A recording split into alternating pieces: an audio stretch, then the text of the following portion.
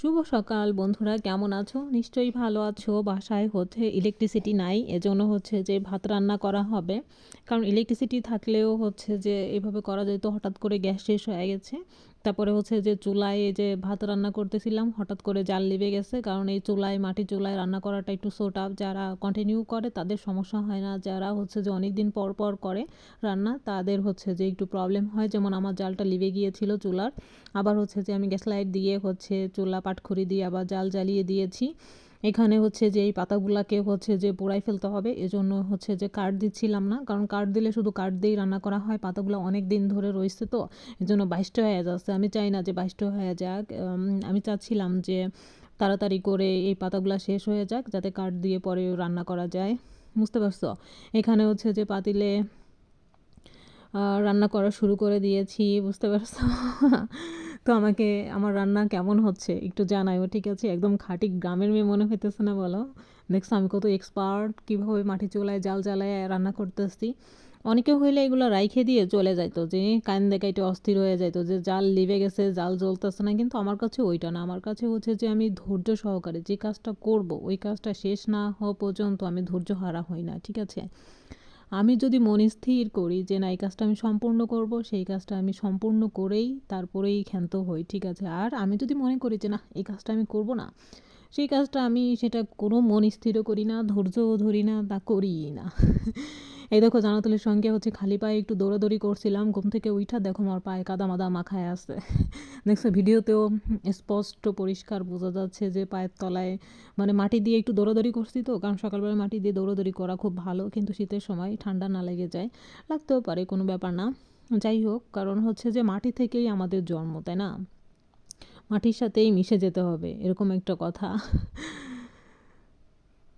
আর দেখো, হঠাৎ করে আমি যে এমনি ধরতে গেছি স্টিলের, ওইটা তো গরম হয়ে গেছে। পরে এই যে কাগজ দিয়ে ধরতেছিলাম, আমি খেয়াল করি নাই যে ভাই এত গরম হয়ে যাবে। সবে মাত্র একটু গরম হয়েছে, আরও অনেক জাল দিতে দিতে রান্না করতে হবে। তো কে কে এভাবে গ্রামের মানুষ তো ডেফিনেটলি মাটির চুলায় রান্না করতে ভালোবাসে এবং রান্না করে। তবে মাটির চুলায় মাটির পাতিলে রান্না করলে, মাটির চুলায় মাটির পাতিলে যদি ভাত রান্না করা হয় বা দুধ রান্না করা হয় অথবা মাংস রান্না করা হয় না, অনেক বেশি মজা হয়।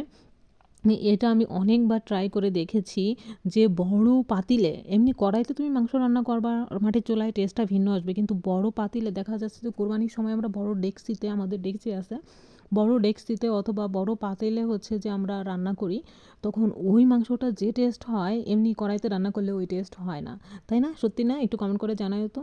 পাতিলে মাংস রান্না করলে আমার কাছে বেশি টেস্ট মনে হয়। ওনাদের কাছে কেমন মনে হয় আমি জানি না। তবে আমার তো মাংস ভাল লাগে। সবজি থেকে, কারণ আমি ছোটোবেলা থেকে মাংস খাইতে খাইতে অভ্যস্ত। কেন আমি এরকম, আমার স্বভাব আমি জানি না। স্বভাবটা চেঞ্জ করতে হবে। আমি স্বভাবটা চেঞ্জ করতে চাই, কিন্তু চেঞ্জ হয় না। আমার কোনো দোষ নাই ভাই। ওদিক দিয়ে পাতা দেখো ওই করে করে আনতে হবে, এজন্য আমি ওদিকে পুরো ফিরে চলে গেছি, কারণ আস্তে আস্তে আনতে হয়। আবার দেখা যাচ্ছে যে একটা পাতায় আগুন ধরলে আর একটায় ধরে ধরে একদম উপরে উঠে যায়। এজন্য সো বি কেয়ারফুল, অনেক সাবধানে যে পাতাগুলো এনে এনে দিতে হয়। দেখো কত সুন্দর জাল ধরাই দিয়েছি আমি, দেখছো? রান্নাটা সেই হবে, অনেক মজা হবে, খেতে অনেক ভাল লাগবে, বুঝছো?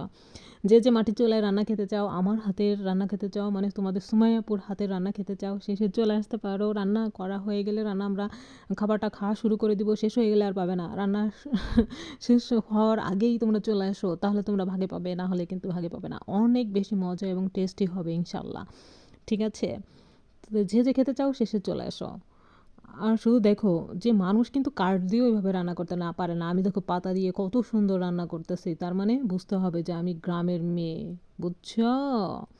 গ্রামের মানুষ বলে কথা, কারণ গ্রামের মাটি, আলো বাতাস, তারপরে নদী পুকুর সব কিছু মিলে আমার সব কিছুর অভিজ্ঞতা আছে। আমি ওরকম নেকুশ আসতে পারি না যে না আমি এটা পারি না, ওইটা জানি না, এইটা না। আমি যেটা জানি না সেটা জানি না, কিন্তু আমি যেটা জানার পরেও যদি বলি যে আমি এটা জানি না, ওরকম নাকি আমি করতে পারি না, বুঝছো? কারণ আমার কাছে সব স্ট্রেট ফরওয়ার্ড ভাই, সত্যি যেটা সেটা সত্যি।